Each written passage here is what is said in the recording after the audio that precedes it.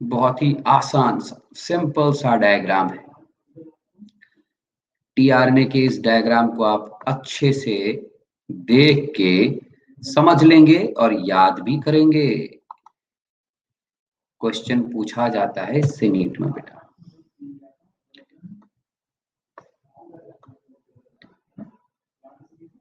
देखो, क्या ये डायग्राम आपको दिखाई दे रहा है? बताओ, क्लियर है ये diagram? Is it visible? Yes, बहुत बढ़िया। तो ट्रांसफर आरएनए का एक तो 3 डायमेंशनल स्ट्रक्चर होता है बेटा, और दूसरा होता है clover leaf structure. Clover leaf मतलब एक प्लांट है, क्लोवर प्लांट, उसके लीफ जैसा स्ट्रक्चर होता है ट्रांसफर आरएनए में। आपके सिलेबस में 3 डायमेंशनल स्ट्रक्चर तो है नहीं, लेकिन आपके सिलेबस में clover leaf structure of transfer RNA, right? ठीक है जी।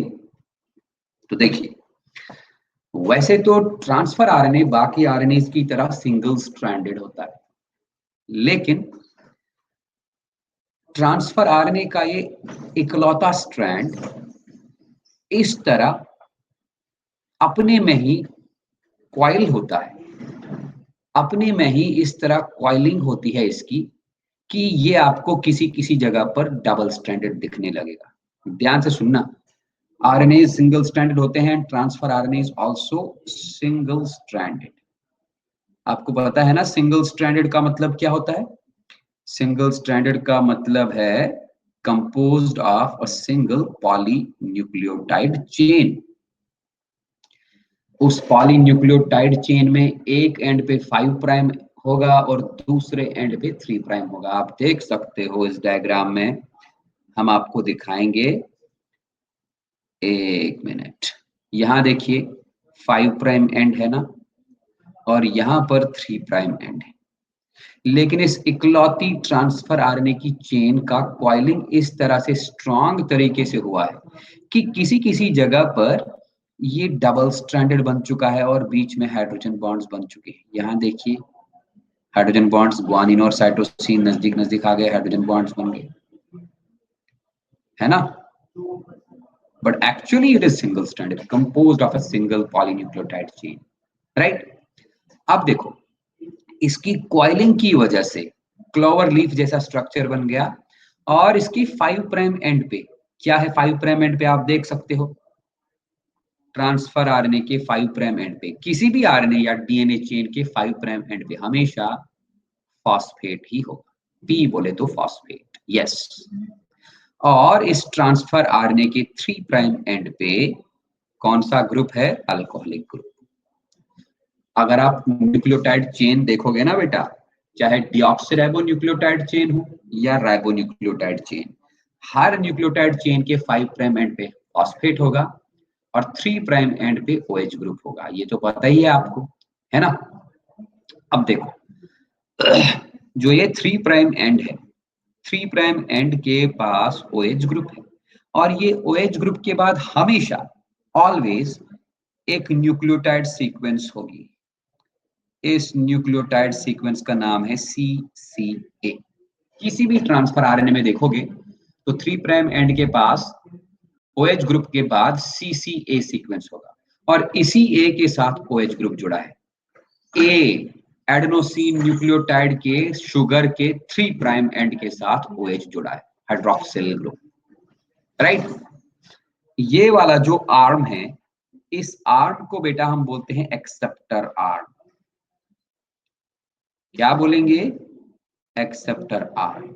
और एक्सेप्टर आर्म का ये वाला पार्ट जहां पर कौन सा सीक्वेंस है? CCA।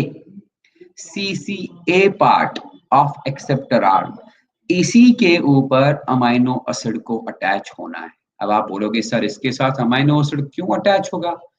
जब आप प्रोटीन सिंथेसिस पढ़ेंगे ना बेटा, उस टाइम मैं आपको बता दूंगा कि टीआरएनए साइटोप्लाज्म से अमाइनो एसिड्स को खींच खींच के लाता है। टीआरएनए एक गाड़ी है, एक व्हीकल है, इसके ऊपर अमाइनो एसिड्स बैठ जाते हैं एक एक करके, और ये अमाइनो एसिड्स आ जाते हैं प्रोटीन सिंथेसाइजिंग मशीनरी के पास। और वो प्रोटीन सिंथेसाइजिंग मशीनरी कौन है? Ribosome plus mRNA. आप ये मान लो राइबोसोम और एमआरएनए एक कारखाना है। राइबोसोम एक कारखाना है, फैक्ट्री है। इस फैक्ट्री के अंदर एक मशीन है, उस मशीन का नाम है एमआरएनए। इस मशीन के ऊपर आ जाते हैं रॉ मटेरियल्स। रॉ मटेरियल्स बोलो तो अमाइनो एसिड्स। रॉ मटेरियल, कोई भी फैक्ट्री में रॉ मटेरियल बाहर से आता है, तो यहाँ पर ये अमाइनो एसिड्स कहाँ से आते हैं? साइटोप्लाज्म से। साइटोप्लाज्म में ये अमाइनो एसिड्स ट्रांसफर आरएनए गाड़ी के ऊपर बैठ जाते हैं। तो गाड़ी में जगह कहाँ पर है? ट्रांसफर आरएनए में कहाँ बैठेंगे? ट्रांसफर आरएनए के एक्सेप्टर आर्म पे ये अमाइनो एसिड्स बैठेंगे। एक्सेप्टर आर्म के 5 प्राइम एंड पे या 3 प्राइम एंड पे? एक्सेप्टर आर्म के 3 प्राइम एंड पे बैठेंगे। एक्सेप्टर आर्म के 3 प्राइम एंड जहां पर CCA सीक्वेंस लगा होता है, वहीं पे अमाइनो एसिड अटैच होगा। दैट इज व्हाई इसको हम बोलते हैं अमाइनो एसिड अटैचमेंट साइट लिखा है। कोई दिक्कत यहां तक?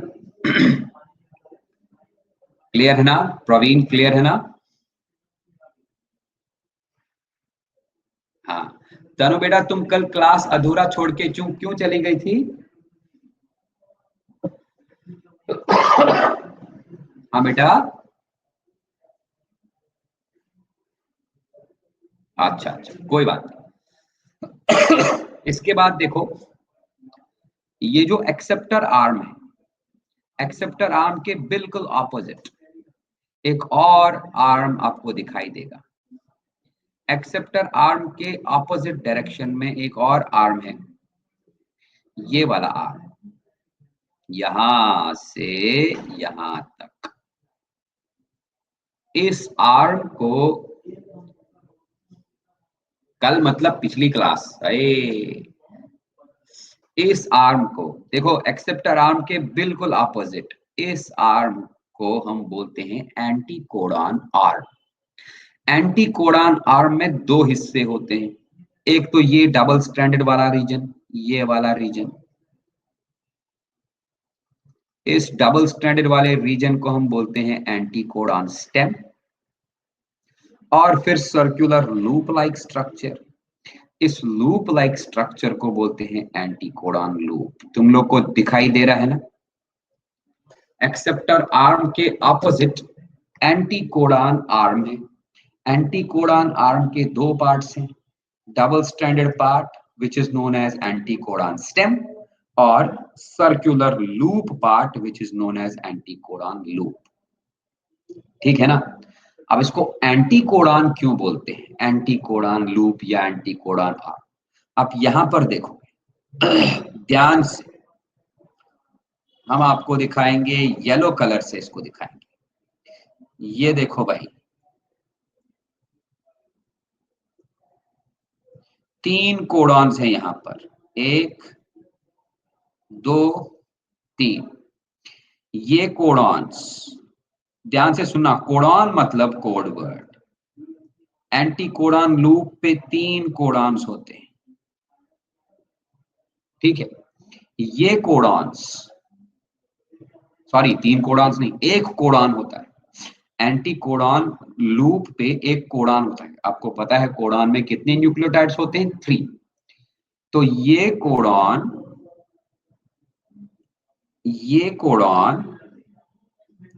कॉम्प्लीमेंट्री होगा। This codon is complementary to, किसके कॉम्प्लीमेंट्री होगा? To a codon on mRNA, to a codon on mRNA। mRNA के ऊपर जो कोडॉन होगा उसके कॉम्प्लीमेंट्री। फॉर एग्जाम्पल, अगर हमारे पास mRNA ये रहा 5 प्राइम एंड 3 प्राइम, अगर mRNA पे पहला कोडॉन हमेशा AUG, लेट दूसरा कोडॉन मान लीजिए UUC, लेट तीसरा कोडॉन मान लीजिए AGC, देन चौथा कोडॉन मान लेंगे AU। देन फिफ्थ कोडान मान लेंगे UUU, ये एक mRNA है। जब tRNA आएगा ना तो ये मान लो tRNA, प्रोटीन सिंथेसिस के वक्त tRNA आएगा। tRNA AUG का कॉम्प्लीमेंट्री कोडान कौन सा है? देखो A का कॉम्प्लीमेंट U, U का कॉम्प्लीमेंट A, G का कॉम्प्लीमेंट C। मतलब यहां पर केवल वही वाला tRNA बाइंड हो सकता है जिस tRNA के एंटी कोडॉन लूप पे AUG का कॉम्प्लीमेंट्री कोडॉन होगा। समझ रहे हैं बात? इसी तरह अगर यहां पर इस दूसरे वाले कोडॉन पे tRNA आएगा तो कौन सा tRNA यहां पर बाइंड हो सकता है? देखो U का कॉम्प्लीमेंट A, U का कॉम्प्लीमेंट A, C का कॉम्प्लीमेंट G। मतलब यहां पर वो वाला tRNA बाइंड होगा जिस tRNA के एंटी कोडॉन लूप पे ये वाला कोड वर्ड होगा। तो एंटी कोडॉन का मतलब है बेटा ऐसा कोडॉन जो mRNA के कोडॉन के कॉम्प्लीमेंट्री होगा। अगर एक mRNA के ऊपर कितने टाइप्स के कोडॉन्स हो सकते हैं? ध्यान से सुनना। mRNA के ऊपर कितने टाइप्स ऑफ कोडॉन्स हैं? 61, 64 है, लेकिन अमाइनो एसिड कोड करने वाले कितने हैं? 61। तो इसका मतलब साइटोप्लाज्म में 61 टाइप्स ऑफ टीआरएनएस होंगे, है ना? क्योंकि हर टीआरएनए के ऊपर अलग अलग एंटी कोडॉन होगा। एक टीआरएनए होगा जिसके एंटी कोडॉन लूप पे एयूजी का कॉम्प्लीमेंट्री कोडॉन, दूसरा टीआरएनए होगा जिसके एंटी कोडॉन लूप पे यूयूसी का कॉम्प्लीमेंट्री कोडॉन, तीसरा टीआरएनए होगा जिसके एंटी कोडॉन लूप पे एजीसी कोडॉन का कॉम्प्लीमेंट्री कोडॉन। ऐसे करके 61 डिफरेंट टाइप्स ऑफ टीआरएनएस होंगे और हर टीआरएनए के एंटी कोडॉन लूप पे एक एंटी कोडॉन मतलब एमआरएनए का कॉम्प्लीमेंट्री कोडॉन होगा। उसी एमआरएनए के कॉम्प्लीमेंट्री कोडॉन को अपन बोलेंगे क्या? Anti codon, right?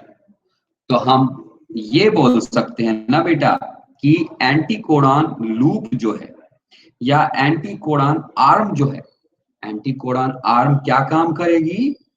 Anti codon arm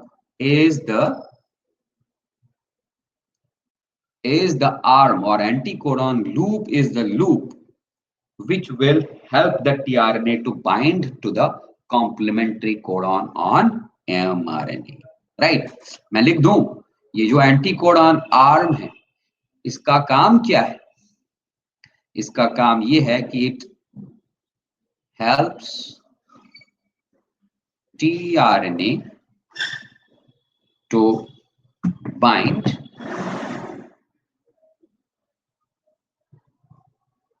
to the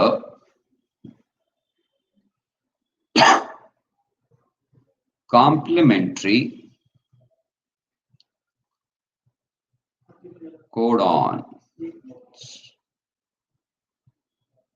on mRNA। ठीक है, तो क्या सीखा हमने? एक्सेप्टर आर्म जो टीआरएनए का होगा उसके पास 3 प्राइम एंड पे एक सीक्वेंस होगी, the sequence is CCA। CCA sequence पे एक हाइड्रोक्सिल ग्रुप होगा 3 प्राइम एंड पे, और CCA के ऊपर ही इसी साइट के ऊपर amino acid, particular amino acid attach होगा।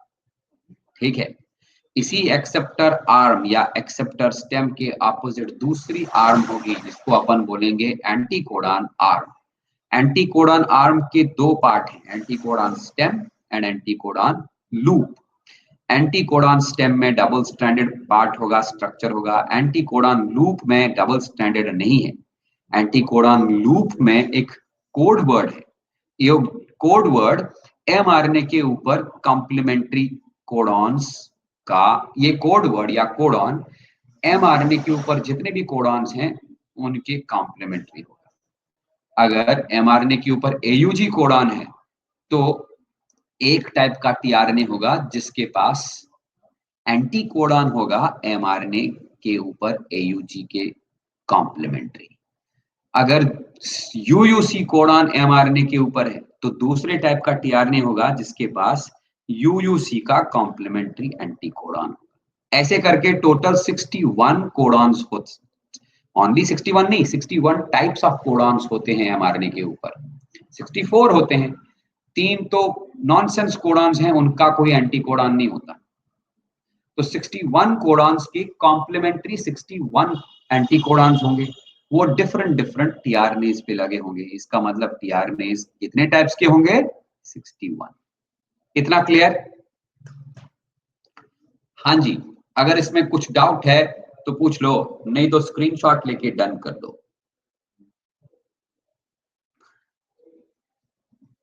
प्रवीण कुमार, रिपीट कर दिया मैंने, जल्दी करो।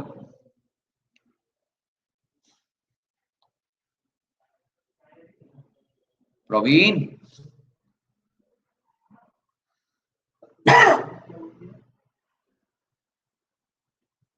टोटल लिगेंड लूप मतलब क्या है? अरे लूप तो 3 ही है, 1 लूप, 2 लूप, 3 लूप, लेकिन आर्म्स कितने हैं? 4। एक्सेप्टर आर्म में लूप नहीं होता, सिर्फ आर्म ही होती है। एंटीकोडन आर्म में एंटीकोडन स्टेम होगा और एंटीकोडन लूप होगा। ठीक है, चलो आगे।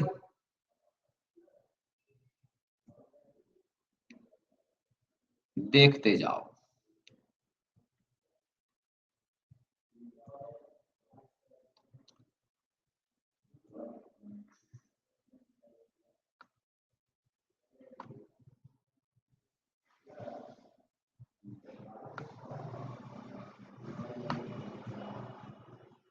हाँ जी, अब बात करते हैं, हमारे इस टीआरएनए के पास दूसरे भी आर्म्स होते हैं। तो पहला वाला आर्म है बेटा क्या देख सकते हो? ये वाला आर्म,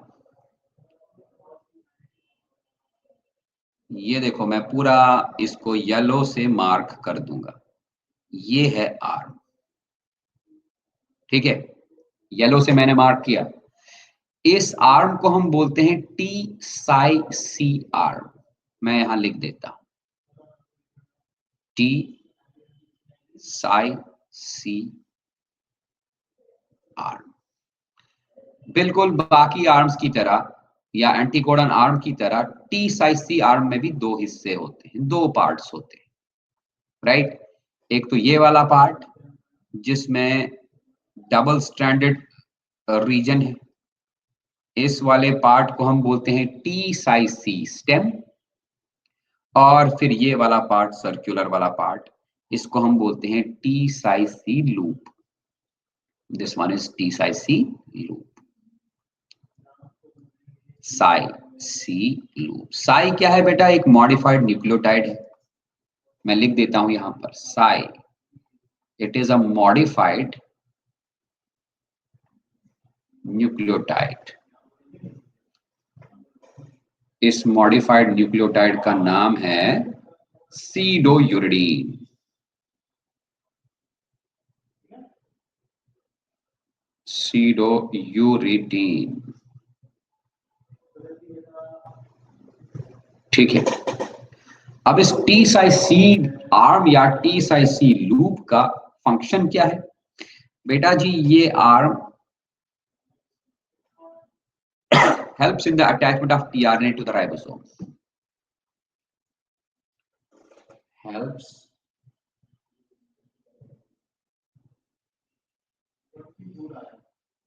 in the attachment. एक मिनट तानो बेटा। Attachment of tRNA to the ribosome. एक मिनट मुझे लिखने दो, मैं देखूंगा क्या बोला तुमने। हाँ, क्या बोल रहे हो बेटा? सर यही लूप्स टीएई साइट्स बनाते हैं ना ट्रांसलेशन के टाइम पे। टीएई साइट्स मतलब, टीएई साइट्स मतलब बेटा वो sites, acceptor site, acceptor site, exit site, peptidyl site नहीं, वो कुछ अलग सीन है। नहीं नहीं नहीं नहीं, ये साइट्स बिल्कुल वो नहीं बनाते, वो अलग सीन है। हाँ, ये उन साइट्स के साथ जुड़े रहेंगे, वो अलग चीज है। देखो सीन क्या है, ट्रांसलेशन के वक्त, प्रोटीन सिंथेसिस के वक्त एक एमआरएनए ना सबसे पहले राइबोसोम के स्मॉलर सब यूनिट पे बैठ जाता है। मान लो ये राइबोसोम का स्मॉलर सब यूनिट है और ऊपर एमआरएनए, राइट। और तुमको पता होगा ऊपर लार्जर सब यूनिट भी बैठता है, राइट। ठीक है, ठीक है ना। तो जो टीआरएनए आता है ना बेटा, टीआरएनए, मान लो ये टीआरएनए आ गया, टीआरएनए अपने एंटीकोडॉन के थ्रू, ये इसका एंटीकोडॉन है, एंटीकोडॉन के थ्रू ये एमआरएनए के कोडॉन के साथ बाइंड हो जाता है। मान लो ये रहा एमआरएनए का कोडॉन, रेड से दिखाया हूं।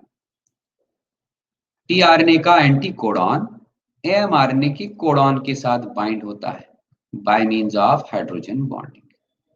ये रही हाइड्रोजन बॉन्डिंग। लेकिन इस टीआरएनए को ना राइबोसोम के साथ भी अटैच होने की जरूरत होती है, और राइबोसोम पीछे है, ये राइबोसोम के साथ अटैच होता है by means of its T psi C R, वही लिखा हमने यहां।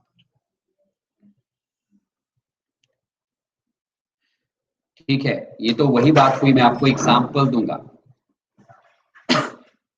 एग्जाम्पल ये है कि मान लो हम लोग अगर सिर के बल खड़े होंगे, सिर नीचे टांगे ऊपर, हाँ, हमको आता नहीं है, पहली बार हम कर रहे हैं, तो हमारा सिर, हमारा हेड जमीन के साथ अटैच हो जाएगा, होगा कि नहीं। लेकिन हम गिर सकते हैं ना, गिर सकते हैं। तो हम क्या करते हैं, हम अपनी बैक, कमर या टांगे जो होंगी, वो क्या करते हैं, हम एक दीवार के सहारे खड़े हो सकते हैं। अपना, हमारा सिर जमीन के साथ अटैच होगा और हमारी जो बैक है, बैक हमारा दीवार के साथ खड़ा होगा। तब हमको दो साइड से सपोर्ट मिलेगा, मिलेगा कि नहीं। एक तो जमीन का भी सपोर्ट है और दूसरा हमको दीवार का भी सपोर्ट है। सेम ये टीआरएनए भी करता है बेटा। क्या, नीचे से सिर के बल ये अटैच हो जाता है एमआरएनए के साथ, और बैक साइड से इसको सपोर्ट देता है राइबोसोम, और राइबोसोम के साथ ये अटैच हो जाता है by means of T psi C R, right. और याद रहे, इसके 3 प्राइम एंड पे अमाइनो एसिड अटैच हो चुका है। कौन सा अमाइनो एसिड अटैच होगा, वही वाला अमाइनो एसिड अटैच होगा जो ये एमआरएनए के कोडॉन को कोड करेगा। एमआरएनए के ऊपर जो कोडॉन है ना, मान लो कोडॉन एयूजी है, तो यहां पर बिल्कुल वही वाला टीआरएनए अटैच होगा जिसके एक्सेप्टर स्टेम में, एक्सेप्टर आर्म में एयूजी से कोड होने वाला अमाइनो एसिड होगा, दैट इज मीथियोनाइन। समझ आई बात। इसके बाद है इस टीआरएनए का लास्ट वाला loop, and that loop is, that arm is known as this, ये रही आर्म। अगेन इस आर्म में भी,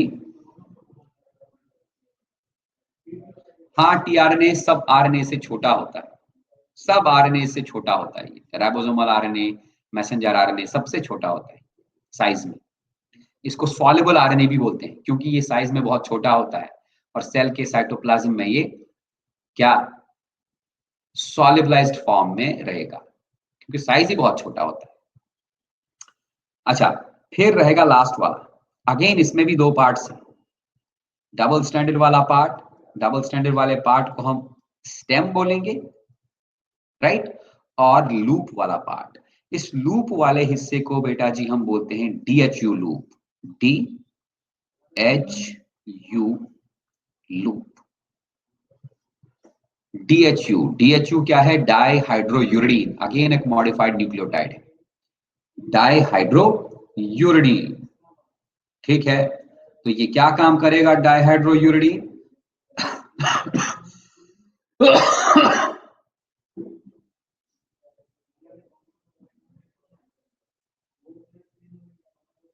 एक मिनट बेटा, म्यूट कर रहा हूं।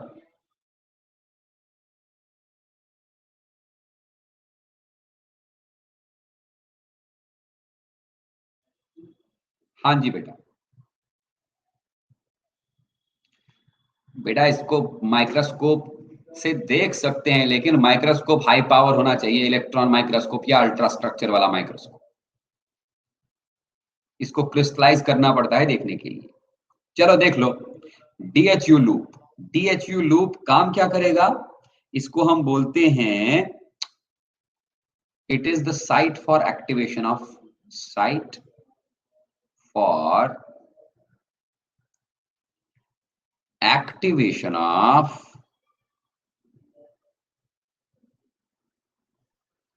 Enzymes.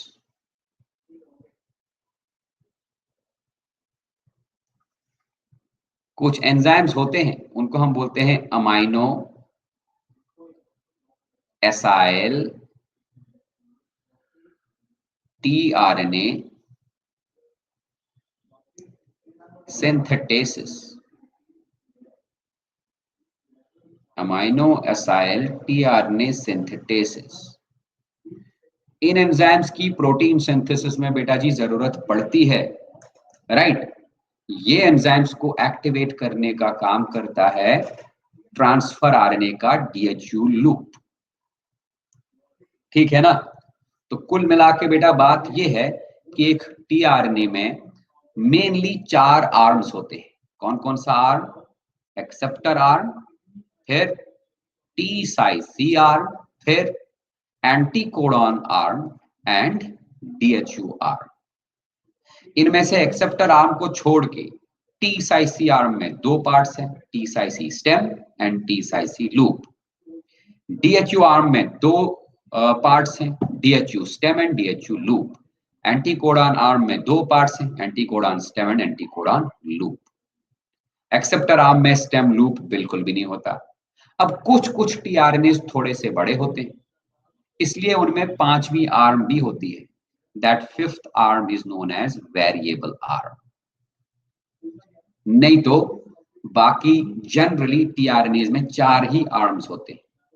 There are some very small amount, उनको हम इस आर्म को हम वेरिएबल आर्म बोलते हैं, राइट। और ये वेरिएबल आर्म किस लिए होता है? जो एक्स्ट्रा न्यूक्लियोटाइड्स आ गए ना, उन न्यूक्लियोटाइड्स को अकोमोडेट करने के लिए। मान लो टीआरएनए में 60 न्यूक्लियोटाइड्स हैं, 60 न्यूक्लियोटाइड्स क्वाइल होके क्लोवर लीफ स्ट्रक्चर बना दिए, तो कुछ टीआरएनए में 65 न्यूक्लियोटाइड आ गए। वो 5 न्यूक्लियोटाइड्स के लिए जगह कहां पर होगी? इसी वेरिएबल आर्म में होगी। ठीक है, वेरिएबल आर्म का कोई खास फंक्शन नहीं है। इसके अलावा टीआरएनए से रिलेटेड कुछ फैक्चुअल पॉइंट्स हैं। टीआरएनए सेल के साइटोप्लाज्म का सबसे छोटा आरएनए है। It is about 0 to 15% of the total RNA of the cell.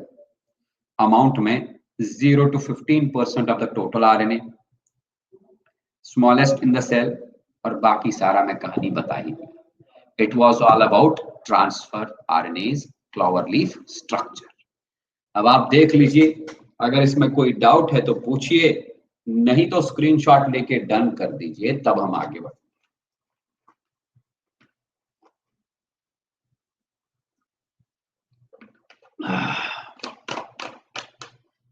हो गया ये, आगे बढ़ते हैं फिर।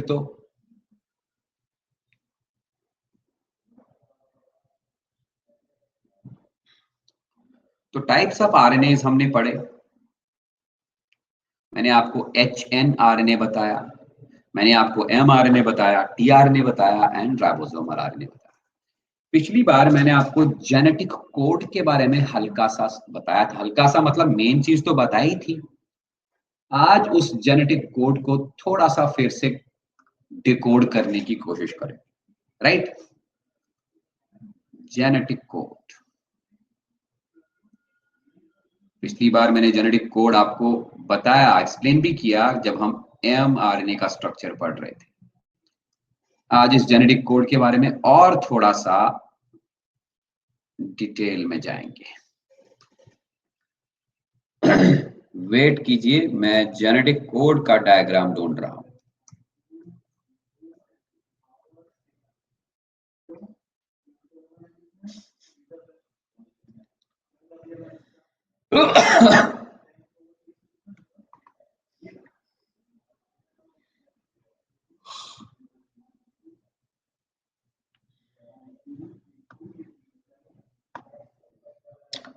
बस हो गया।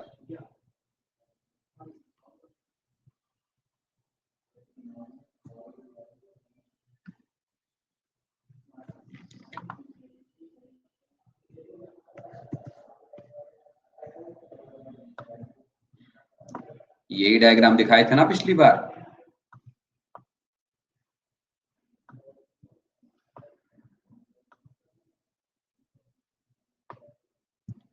दिखाई दे रहा है?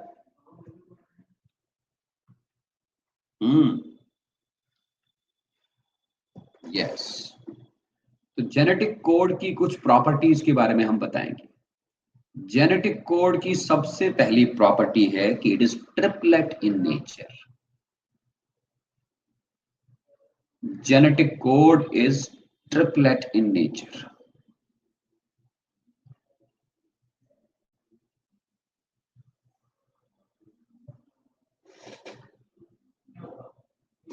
Triplet in nature. देखो सुनो, बताओ मुझे, एक सेल के अंदर, एक लिविंग ऑर्गेनिज्म के अंदर टोटल कितने टाइप्स ऑफ अमाइनो एसिड्स होते हैं? हाँ, तनु ने बोला 20। याद रखना बेटा, एक लिविंग ऑर्गेनिज्म के अंदर मोर देन 450 अमाइनो एसिड्स होते हैं, लेकिन केवल 20 तरह के अमाइनो एसिड्स ऐसे हैं जो मिलजुल के प्रोटीन्स बना सकते हैं। इन 20 अमाइनो एसिड्स को, 20 टाइप्स ऑफ अमाइनो एसिड्स को हम बोलते हैं डाइट्री अमाइनो एसिड्स या स्टैंडर्ड अमाइनो एसिड्स। मतलब ये वो अमाइनो एसिड्स हैं जो डिफरेंट सीक्वेंसेस में कंबाइन होके हजारों प्रोटीन्स का स्ट्रक्चर बनाते हैं। बाकी जो सारे अमाइनो एसिड्स हैं इन 20 के अलावा, वो प्रोटीन का स्ट्रक्चर बनाने में कोई रोल प्ले नहीं करते। राइट? ठीक है ना? यस, आपका आंसर बिल्कुल सही था। अब देखो, ये 20 अमाइनो एसिड्स प्रोटीन्स के अंदर आ जाते हैं, एक दूसरे के साथ जुड़ जाते हैं, तब जाके प्रोटीन बनेगा। लेकिन इन 20 अमाइनो एसिड्स के पीछे एक कोड वर्ड होता है, जैसा कि मैंने तुम लोग को पिछले क्लास में बताया था। हर अमाइनो एसिड के पीछे एक कोड वर्ड है। उसी कोड वर्ड को बेटा जी हम बोलते हैं कोडॉन। और ये कोडॉन होता है mRNA के ऊपर। ध्यान से सुन लेना मैं क्या बोल रहा हूं। तुम मान लो एक लिविंग सेल के अंदर डीएनए होता है। डीएनए होता है कि नहीं? आया ना? कुछ नहीं लिख रहा मैं, बस सुनो मैं क्या बोल रहा हूं। डीएनए होता है। इस डीएनए के अंदर हजारों जीन्स होते हैं। जीन्स होते हैं कि नहीं? यस। जीन मतलब फ्रैगमेंट ऑफ डीएनए, राइट? जब एक जीन के टेम्पलेट स्ट्रैंड के ऊपर ट्रांसक्रिप्शन होगा, उस ट्रांसक्रिप्शन से बनेगा mRNA। मैंने पिछली क्लास में आपको अच्छे से एक्सप्लेन किया। मतलब इस जीन के अंदर जो इंफॉर्मेशन थी, वो इंफॉर्मेशन आ गई mRNA के पास। राइट? जीन के अंदर जो इंफॉर्मेशन थी ना बेटा, जीन के टेम्पलेट स्ट्रैंड के अंदर जो इंफॉर्मेशन थी, वो इंफॉर्मेशन थी इन the form of deoxyribose nucleotides. वही इंफॉर्मेशन ट्रांसक्रिप्शन के प्रोसेस से mRNA के पास आई, लेकिन mRNA के पास ये इंफॉर्मेशन रहेगी इन the form of code words. उन्हीं कोड वर्ड्स को हम बोलते हैं कोडॉन्स। राइट? ये कोडॉन्स या कोड वर्ड्स एक सीक्वेंस में रहेंगे, उस सीक्वेंस को हम बोलेंगे रीडिंग फ्रेम या सिस्ट्रॉन। ठीक है, अब इन कोड वर्ड्स का क्या होना है, हम कोड वर्ड को डिकोड करते हैं, फिर एक प्रोसेस आएगी ट्रांसलेशन, ट्रांसलेशन को हम प्रोटीन सिंथेसिस भी बोलते हैं।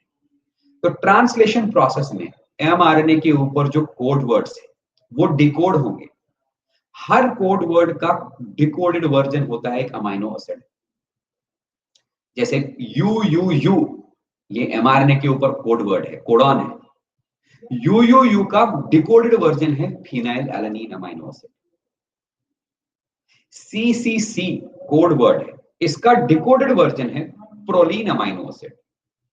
तो ट्रांसलेशन प्रोसेस में एमआरएनए के ऊपर जो ये कोडेड लैंग्वेज है, कोडॉन्स वाली लैंग्वेज है, यही डिकोड होगी। फिर आएंगे अमाइनो एसिड्स और वही अमाइनो एसिड्स जुड़ के एक लंबा सा चेन बनाएंगे। उसी चेन को अपन बोलेंगे पॉलीपेप्टाइड चेन या प्रोटीन। ये सीन है, प्रोटीन बन गया तो कैरेक्टर प्रोड्यूस होगा, राइट।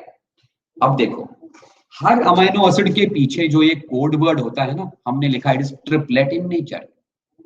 ट्रिपलेट का मतलब है every code is consisting of 3 nitrogen bases. every codon has, nitrogen bases नहीं लिखूंगा, 3 न्यूक्लियोटाइड्स, 3 न्यूक्लियोटाइड्स।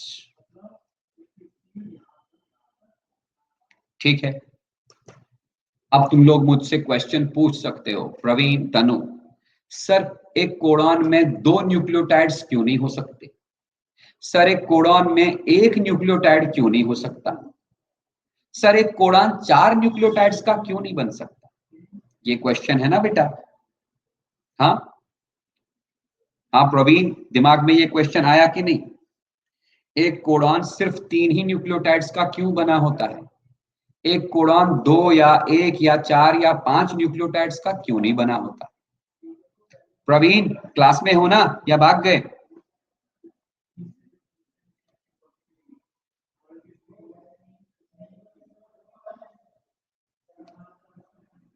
हाँ तनु बेटा, ठीक है। देखो, टोटल अमाइनो एसिड्स आपने अभी बोला, हाँ टोटल अमाइनो एसिड्स आपने अभी बोला, टोटल अमाइनो एसिड्स कितने हैं? 20 है कि नहीं? नाइट्रोजन बेसिस कितने हैं टोटल?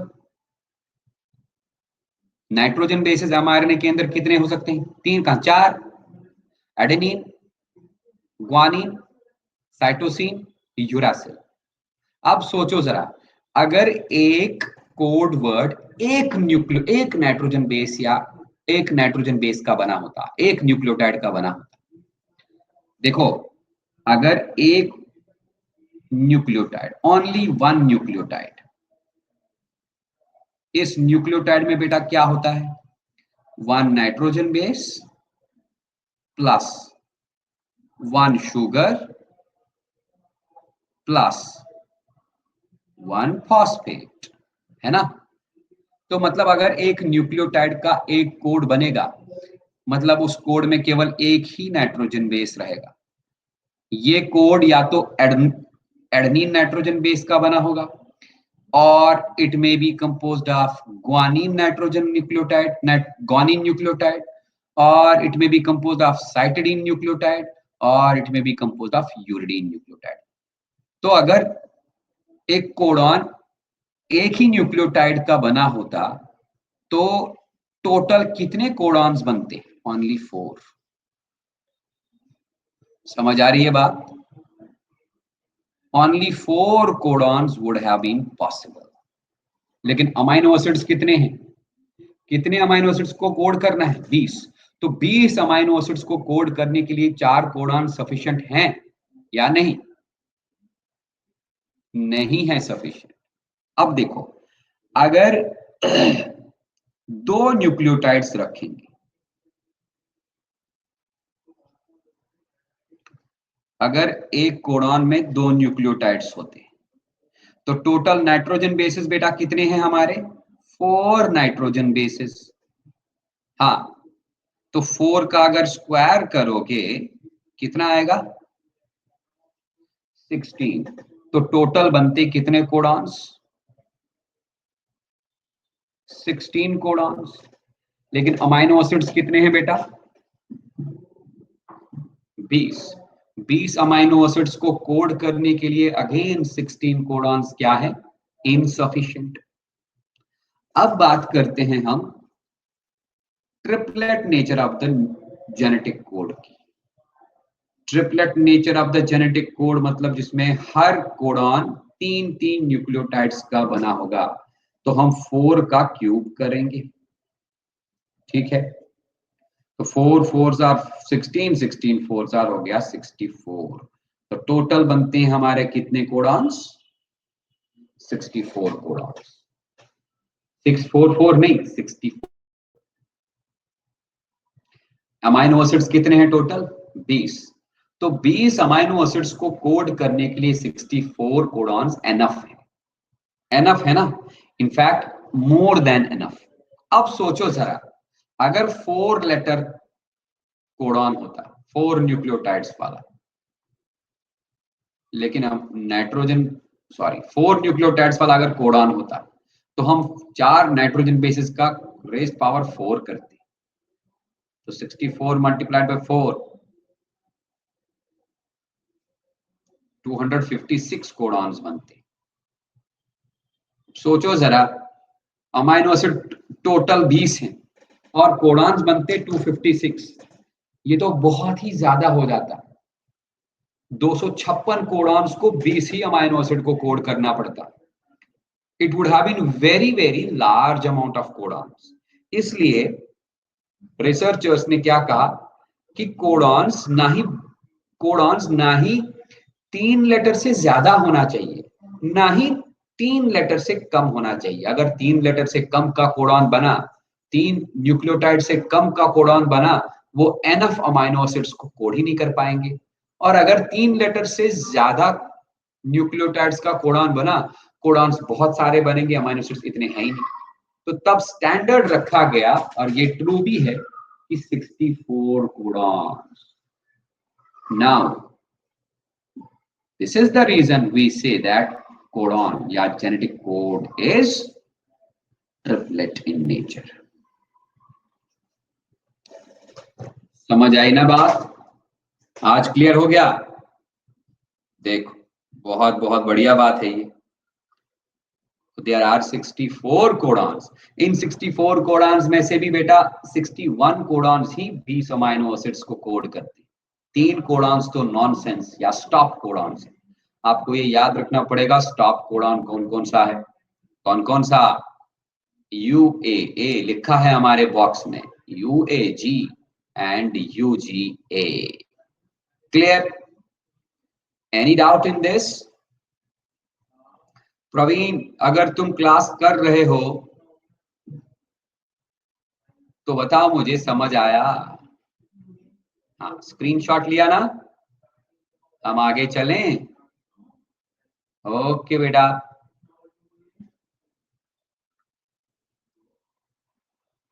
कौन सा क्वेश्चन पूछा था तुमने, मैंने कब इग्नोर कर दिया भाई।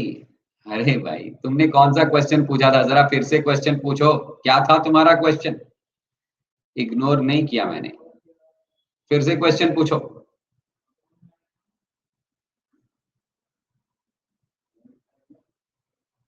जरा हम देखें क्या क्वेश्चन पूछा था तुमने।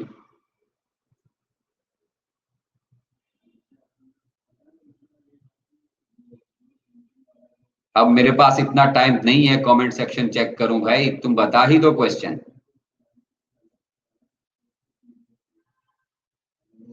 एक्सेप्टर स्टेम में लूप क्यों नहीं होता,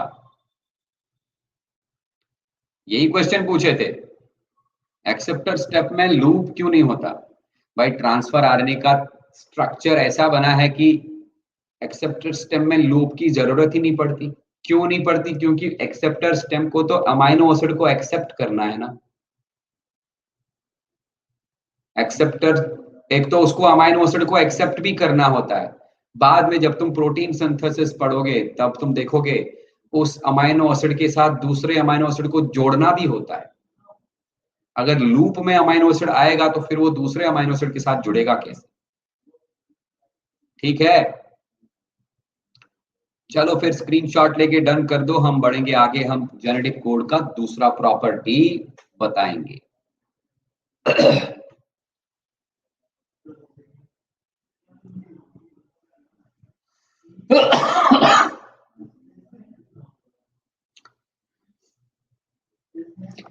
जेनेटिक कोड का दूसरा प्रॉपर्टी है कि it is universal in nature. Universal in nature.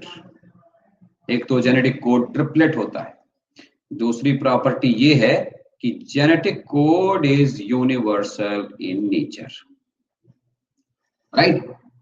अब यूनिवर्सल का मतलब क्या है? यूनिवर्सल का मतलब अंग्रेजी में सुनो पहले, a codon specifies the same amino acid in all organisms from viruses to human beings। लिख दूं?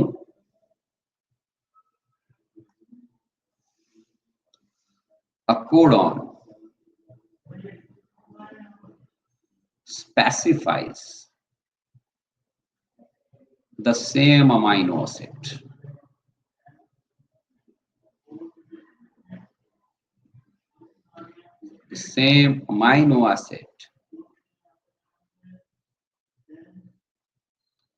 from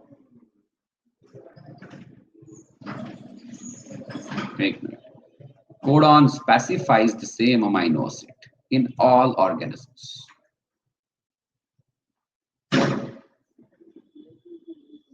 in all living organisms।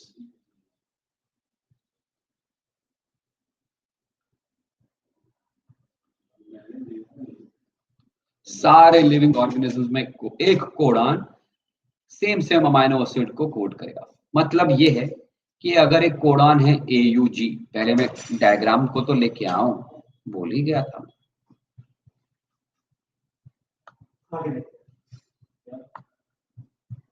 हाँ जी, अगर मैं एक कोडॉन को ले लूं, for example codon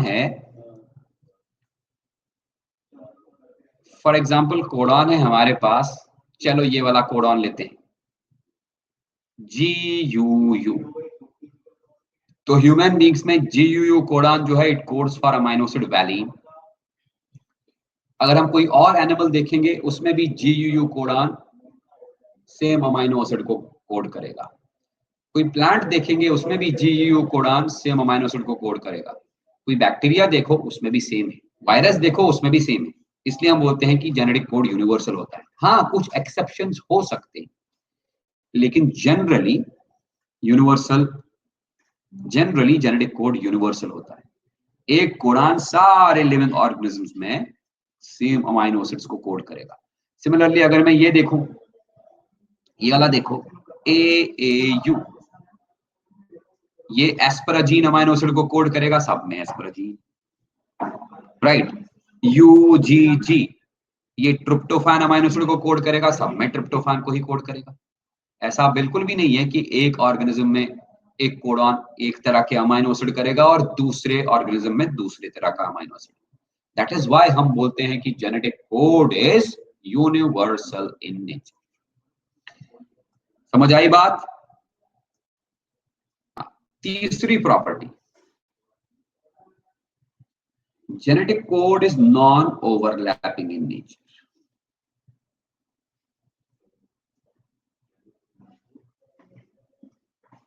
Genetic code is non-overlapping in nature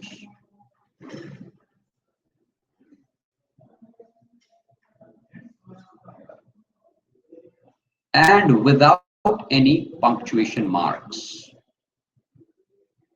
Without any punctuation marks। Punctuation अंग्रेजी में सुना होगा, पंक्चुएशन मार्क्स का मतलब full stop, comma, question mark, exclamatory mark, ये सारे पंक्चुएशन मार्क्स। तो जेनेटिक कोड बेटा जी एक तो नॉन ओवरलैपिंग होता है, और ये जेनेटिक कोड होता है what, without any punctuation marks. मतलब अगर मैं जेनेटिक कोड किसी एमआरएनए का लिखने जाऊंगा ऐसे,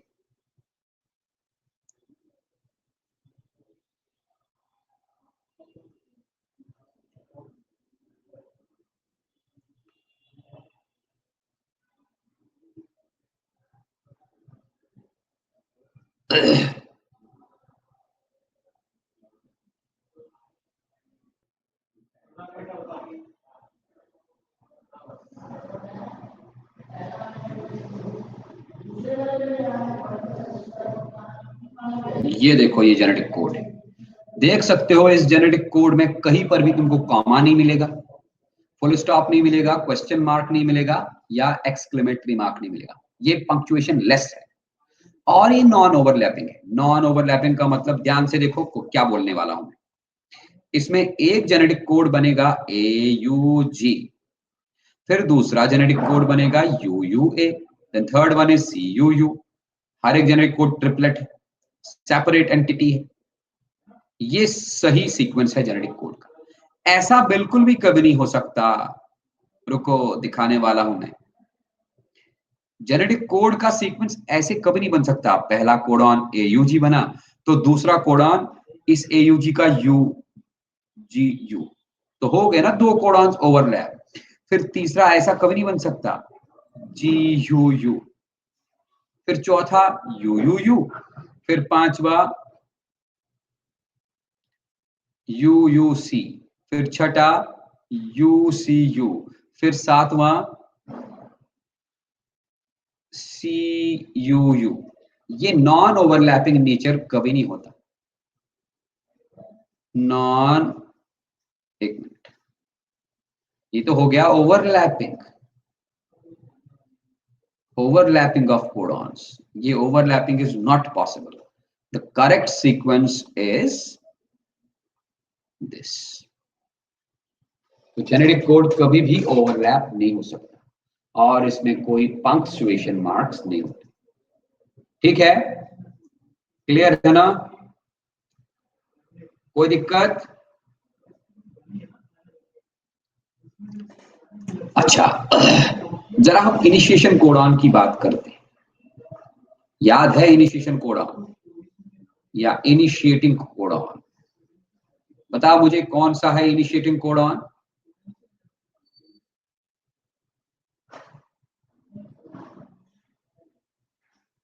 इनिशिएशन कोडॉन 5 प्राइम एंड पे इनिशिएशन कोडॉन होता है, नहीं? याद रहे, AUG is always the initiation codon. और AUG जो है it codes for which amino acid? Methionine. तो पहला कोडॉन यही रहेगा। इसका मतलब mRNA के ऊपर जो पहला tRNA आएगा उस tRNA के ऊपर एंटी कोडॉन होगा इसी AUG के कॉम्प्लीमेंट्री, और उस tRNA के ऊपर हमेशा कौन सा अमाइनो एसिड रहेगा? मीथियोनाइन। मीथियोनाइन वाले tRNA को हम बोलते हैं मीथियोनाइल tRNA। तो AUG is the initiating codon always. लेकिन लेकिन लेकिन कभी कभार GUG भी इनिशिएटिंग कोडॉन होता है, and GUG codes for amino acid valine। ये रहा GUG, बट ज्यादातर केसेस में AUG is the initiating codon. कभी कभार इनिशिएटिंग कोडॉन GUG हो सकता है, राइट? ध्यान से सुनिएगा, अगर AUG कोडॉन mRNA की सेंटर में है तब भी वो मिथियोनाइन ही कोड करेगा। इसका ये मतलब नहीं कि AUG कोडॉन इनिशिएटिंग कोडॉन है और वो mRNA के इन 5 प्राइम एंड पे ही हो सकता है। 5 प्राइम एंड पे भी हो सकता है और सेंटर में भी हो सकता है, 3 प्राइम एंड पे भी हो सकता है, लेकिन 5 प्राइम एंड पे डेफिनेटली होगा पहला कोडॉन। GUG अगर इनिशिएटिव कोडॉन है तो 5 प्राइम एंड पे डेफिनेटली होगा। इट डजंट मीन कि ये mRNA के सेंटर में किसी जगह पर नहीं हो सकते, लेकिन बाकी कोडॉन्स हमेशा AUG के या GUG के बाद ही स्टार्ट होंगे। ओके, अच्छा, तुम लोग को टर्मिनेशन कोडॉन्स याद होंगे। Termination codons, termination codons, termination codons को हम स्टॉप कोडॉन्स भी बोलते हैं, या they are also known as nonsense codons, क्योंकि इनका कोई सेंस ही नहीं होता। सेंस मतलब ये किसी भी अमाइनो एसिड को कोड ही नहीं करते। राइट कौन कौन सा है आप देख सकते हो बेटा इस बॉक्स में, UAA, UAG एंड UGA, ये तीनों के तीनों स्टॉप कोडॉन्स हैं। They do not code for any amino acid. That is why they are known as termination codons, stop codons or nonsense codons. इतना क्लियर? अगर इसमें कोई दिक्कत है तो पूछ लो, नहीं तो स्क्रीनशॉट लेके डन मार दो।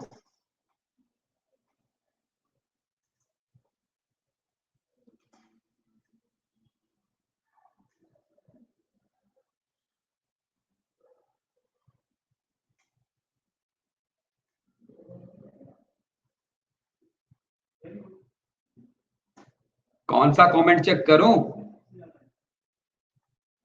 अरे क्या कमेंट कमेंट तुम खेल रहे हो भाई?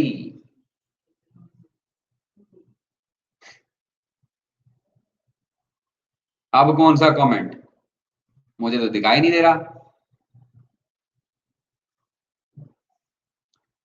तुमने डन सर लिखा है, कमेंट चेक कीजिए लिखा है।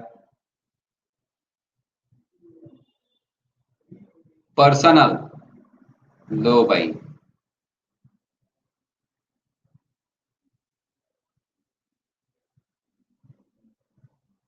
किसी किसी में 2 अमाइनो एसिड है उसके बारे में, अरे बताऊंगा ना, अभी खत्म थोड़ी हुआ, बताऊंगा मैं। एक और प्रॉपर्टी अभी बची है, इसका स्क्रीनशॉट ले लो। तो पर्सनल चैट क्यों करते हो, डायरेक्टली नहीं बोल सकते?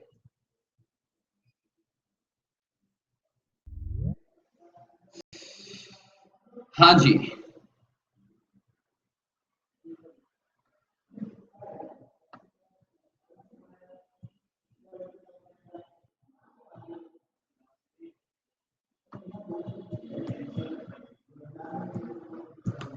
ओके। हमारे जेनेटिक कोड की अगली वाली प्रॉपर्टी है, बहुत important property. Genetic code is degenerate, degeneracy of genetic code.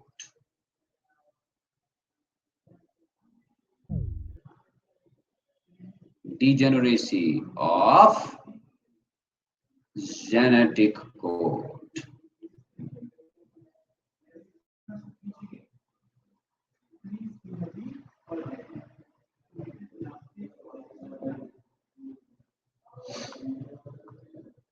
ठीक है, अब क्या है degeneracy?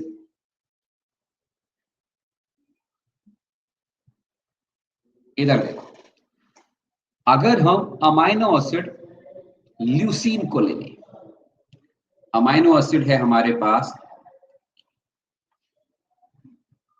Leucine, for example leucine को हम शॉर्ट नोटेशन में लिखते हैं LEU। तुम बॉक्स में देख सकते हो, leucine is coded by how many amino acids?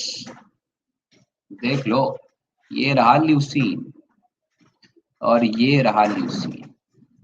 Leucine is coded by 6 amino acids.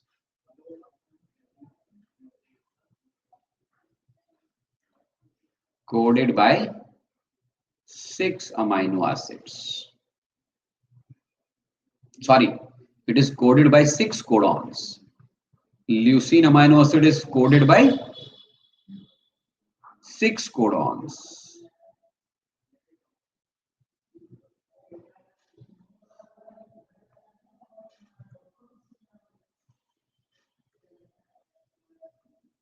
Six codons.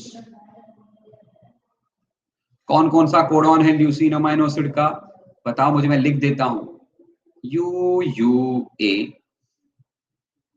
UUG, फिर CUU, CUC and CUA, CUG।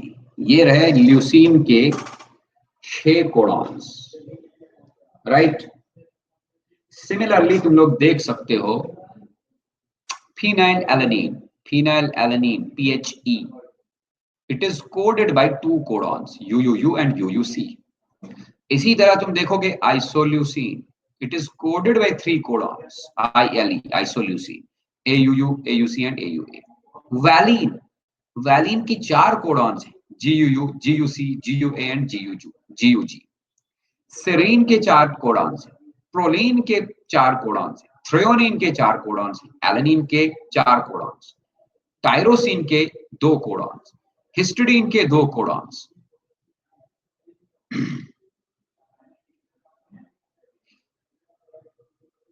मैं बताता हूं बेटा, इसमें लर्न करने की क्या जरूरत है, टेंशन मत लेना, ठीक है ना। तो मतलब ज्यादातर कोडॉन्स, ज्यादातर अमीनो एसिड्स एक से ज्यादा कोडॉन से कोड होते हैं। अब देख लो बेटा, केवल ट्रिप्टोफान ही एक अमीनो एसिड है जिसका इकलौता एक कोडॉन है ना। ट्रिप्टोफान निकाल दो, 3 स्टॉप कोडॉन्स निकाल दो, और मिथ्योनाइन निकाल दो, मिथ्योनाइन का भी केवल एक कोडॉन है। तो 5 अमीनो एसिड्स, सॉरी 5 कोडॉन्स निकले, बचे कितने? 64 से 5 निकालो 59। ये 59 कोडॉन्स 20 अमीनो एसिड को कोड, 20 नहीं 19 अमीनो नहीं 18 अमीनो एसिड्स को कोड करते हैं, ठीक है।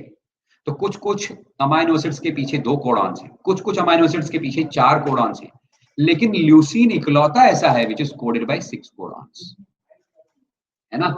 एक तो आपको ल्यूसीन के बारे में याद रखना पड़ेगा, ल्यूसीन की 6 कोडॉन्स याद रखने पड़ेंगे, AUG याद रखना पड़ेगा, और UGG मतलब ट्रिप्टोफान का इकलौता कोडॉन याद रखना पड़ेगा, और 3 स्टॉप कोडॉन याद रखने पड़ेंगे। ये 3 तो मतलब ये 4 चीजें क्या क्या? ल्यूसीन के 6 कोडॉन्स, फिर 3 स्टॉप कोडॉन्स, फिर ट्रिप्टोफान का एक ही कोडॉन है तो वो, और इनिशिएटिव कोडॉन। ये चीजें याद रखनी ही पड़ेगी, राइट। बाकी अगर याद नहीं भी रहेगा तो कोई कोई नहीं, लेकिन ये याद रखोगे तो क्वेश्चन आ जाएगा। अब देखो, यही प्रोसेस, क्या process? The process in which N amino acid is coded by more than 1 codons. ये प्रक्रिया जिसमें एक अमाइनो एसिड एक से ज्यादा कोड वर्ड से कोड होता है, इसी process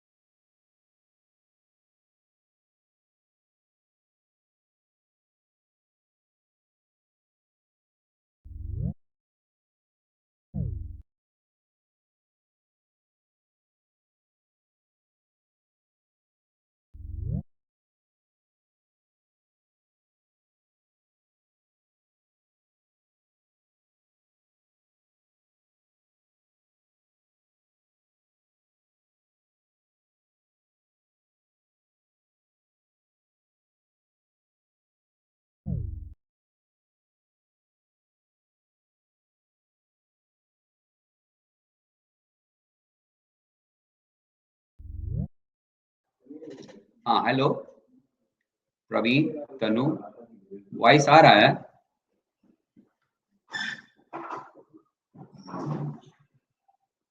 Praveen Kumar, are you able to hear me? Praveen, am I audible? हाँ तनु, तुमको आवाज आ रही है? चलो प्रवीण को भी आने लगी। क्या मैं बोल रहा था? मैं ये बोल रहा था कि ज्यादातर अमाइनो एसिड्स एक से ज्यादा कोडॉन से कोड होते हैं। यही तो डिजेनरेसी है। हम इसलिए बोलते हैं कि जेनेटिक कोड डिजेनरेट है, क्योंकि हर अमाइनो एसिड के पीछे एक से ज्यादा कोडॉन है। हाँ, केवल ट्रिप्टोफान और मीथियोनाइन एक अमाइनो एसिड है जिसके पीछे एक ही कोडॉन है। मीथियोनाइन के पीछे कोडॉन एयूजी और ट्रिप्टोफान अमाइनो एसिड के पीछे कोडॉन यूजीजी। नहीं तो बाकी सारे अमाइनो एसिड्स 2, 4, 6 कोडॉन से कोड होते हैं। हाँ, 6 कोडॉन से केवल ल्यूसीन अमाइनो एसिड कोड होता है। अब देख लो कि एक अमाइनो एसिड के पीछे एक से ज्यादा कोडॉन्स जो है ना, इसके पीछे एक बहुत ही खूबसूरत पैटर्न है, जबरदस्त पैटर्न है।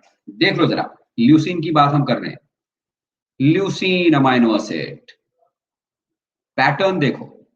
ल्यूसीन अमाइनो एसिड के पहले ये 4 कोडॉन्स देखो। इन 4 कोडॉन्स के पहले 2 letter same, C U C U C U C U. सिर्फ तीसरा लेटर डिफरेंट है। सी यू के बाद यू, सी यू के बाद सी, सी यू के बाद ए एंड सी यू के बाद जी।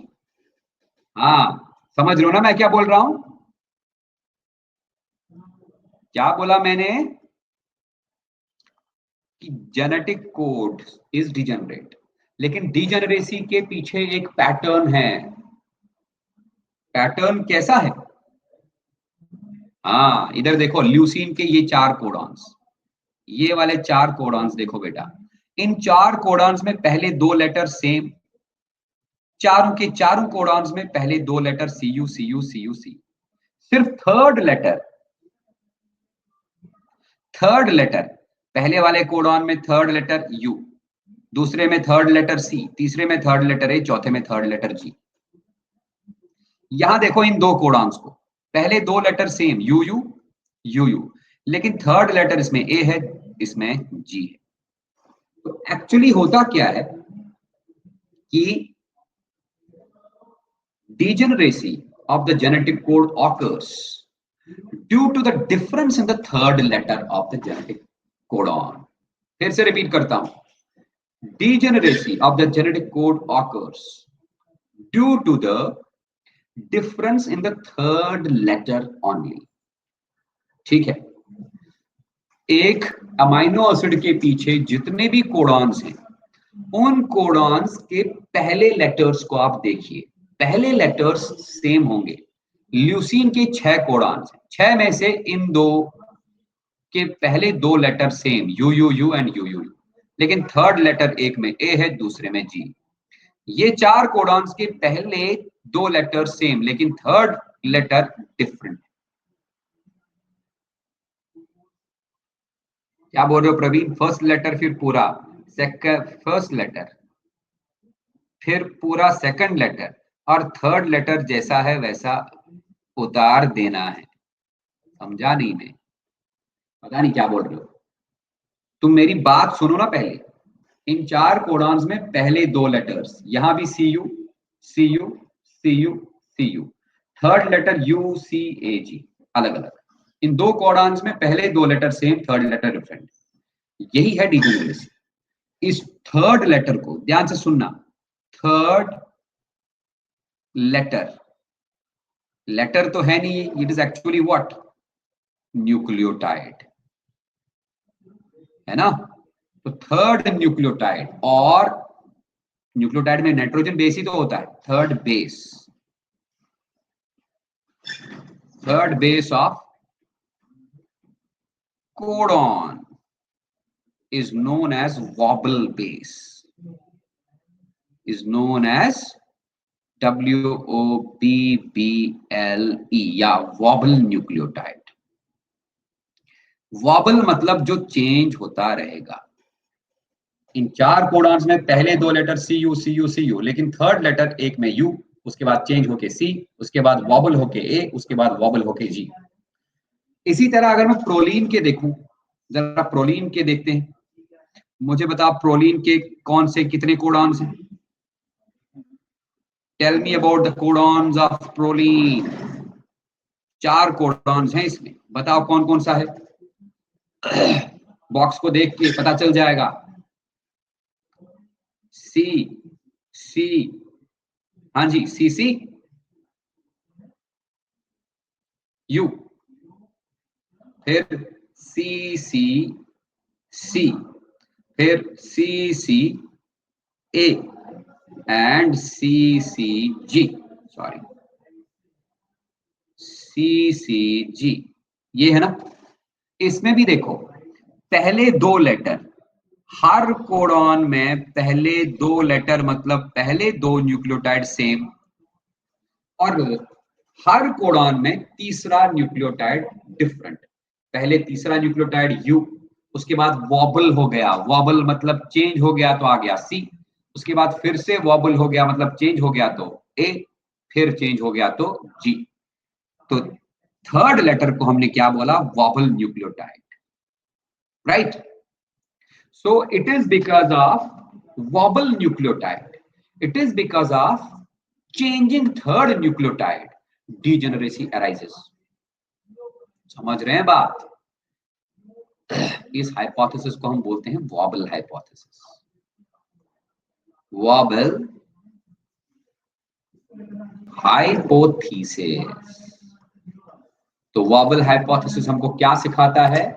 हर कोडॉन के पहले 2 न्यूक्लियोटाइड्स, अगर एक नहीं, ऐसे बोलेंगे हम, अगर एक अमाइनो एसिड के पीछे मल्टीपल नंबर ऑफ कोडॉन्स हैं, तो हर कोडॉन के पहले 2 लेटर्स सेम होंगे, and it is the third nucleotide और third letter of the degenerate codons which wobbles, मतलब which changes, giving rise to the different number of codons for a single amino acid. क्या समझे? मुझे बताओ, ये समझ आया कि नहीं? हाँ भाई, समझ आया? इंटरेस्टिंग लग रहा है ना? ये मजा आ रहा है ना इसमें?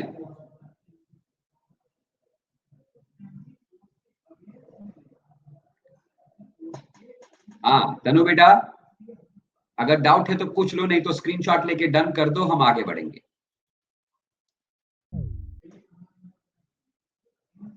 समथिंग समथिंग क्या प्रवीण कुमार, तुमको समथिंग समथिंग मतलब तुमको इंटरेस्टिंग नहीं लग रहा ये?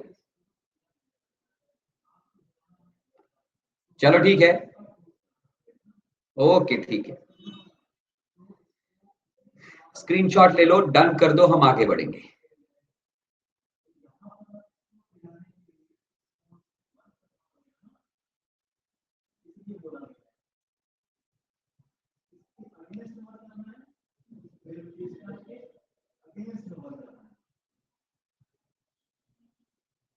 नेटवर्क इशू हो गया था, कोई बात नहीं बेटा।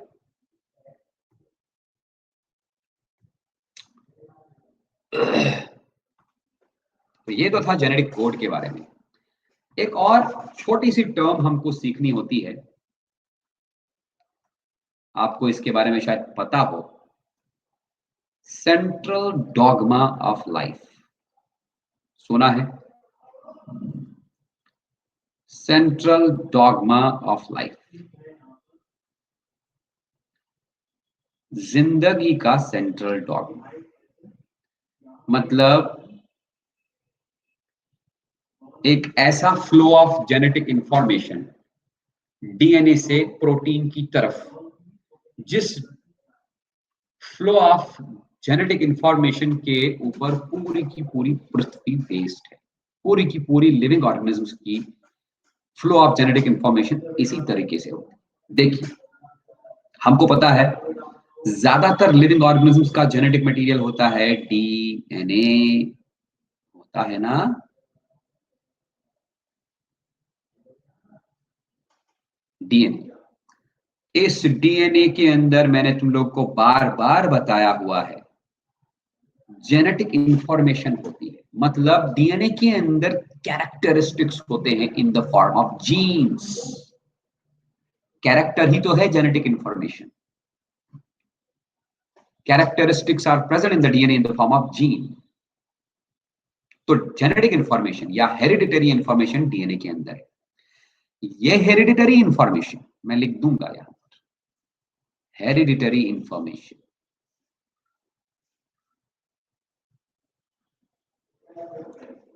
हेरिडिटरी इंफॉर्मेशन, ये हेरिडिटरी इंफॉर्मेशन फ्लो होती है बेटा डीएनए से एमआरएनए की तरफ। जेनेटिक इंफॉर्मेशन चली जाती है डीएनए से एमआरएनए की तरफ एक प्रोसेस से बेटा जी, उसको हम बोलते हैं ट्रांसक्रिप्शन। पढ़ेंगे हम।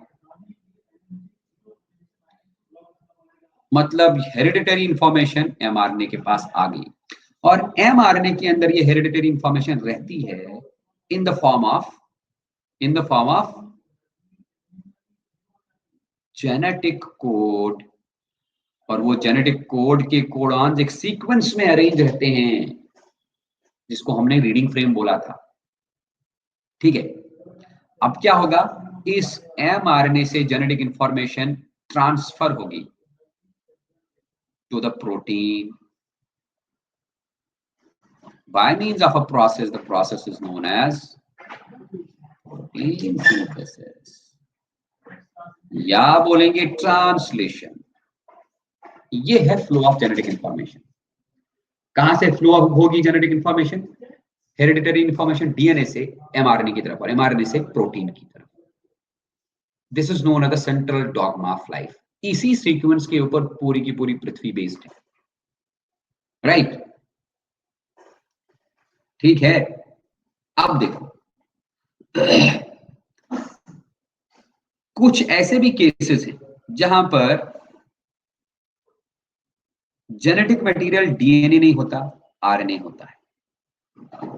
आरएनए के अंदर ऑलरेडी हेरिडिटरी इंफॉर्मेशन है। बताओ मुझे एक ऐसा केस जिसमें जेनेटिक मटेरियल डीएनए नहीं बल्कि आरएनए होगा। वायरस। बेटा कौन सा वायरस? वायरसेस दो तरह के होते हैं बेटा, DNA viruses and RNA viruses. तो आरएनए वायरसेस, उनको हम रेट्रो वायरसेस बोलते हैं। In case of retro viruses मैं लिखता हूं रेट्रो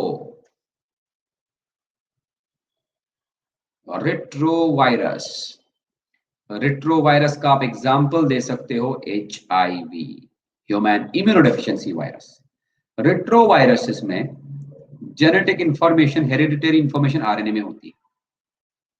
तो अब तो यहां पर होगा नहीं ऐसा कि आरएनए से डीएनए बनेगा, होगा क्या? यहां पर थोड़ा रिवर्सल होता है। यहां पर आरएनए से डीएनए बनता है बेटा, एक एंजाइम होता है इनमें, उस एंजाइम का नाम है रिवर्स ट्रांसक्रिप्टेस। ये रिवर्स ट्रांसक्रिप्टेस जेनेटिक इंफॉर्मेशन को रिवर्स डायरेक्शन में फ्लो कराता है। इस रिवर्स डायरेक्शन में फ्लो होने को हम बोलते हैं रिवर्स ट्रांसक्रिप्शन। तो रेट्रोवायरसेस में रिवर्स ट्रांसक्रिप्शन हुआ। रिवर्स ट्रांसक्रिप्शन से एक डीएनए बना, उस डीएनए को हम बोलते हैं सी डीएनए। सी डीएनए मतलब कॉम्प्लीमेंटरी डीएनए। इसका मतलब ये हुआ कि एक डीएनए चेन बनेगी, वो डीएनए चेन इस आरएनए के कॉम्प्लीमेंट्री होगी। समझ रहे हैं बात? फाइनली इसी सी डीएनए चेन का अब होगा normal transcription.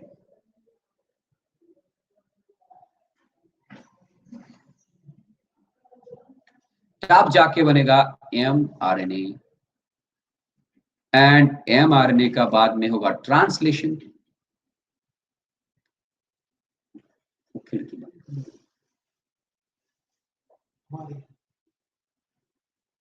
and finally proteins are formed.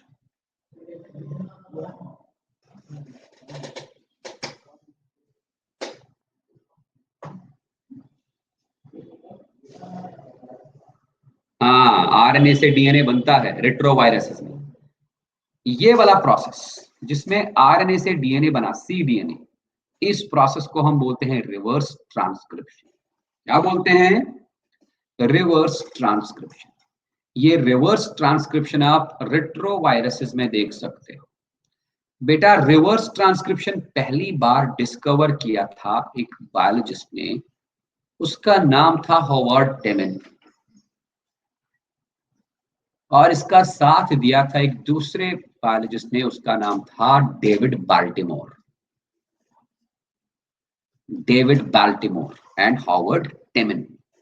That is why इस रिवर्स ट्रांसक्रिप्शन को टेमन के नाम पे टेमनिज्म भी बोला जाता है।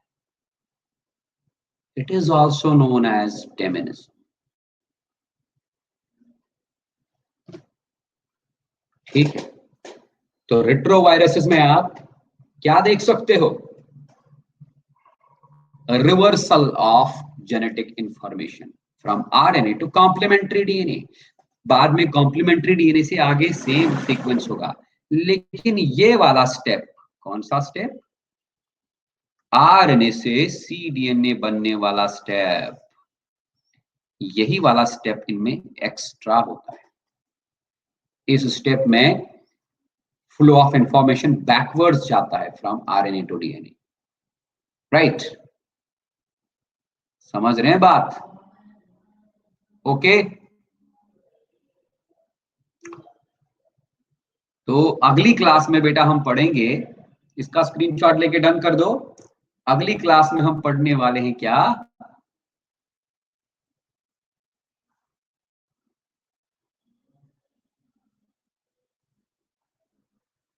हाँ, तो अगली क्लास में हम पढ़ेंगे ट्रांसक्रिप्शन। रेप्लिकेशन तो हम पढ़ ही लिए हैं, ट्रांसक्रिप्शन। आज के लिए बेटा इतना ही, इसका स्क्रीनशॉट लेके डन कर दो। मिलते हैं अपनी अगली क्लास में, तब तक के लिए bye bye and see you.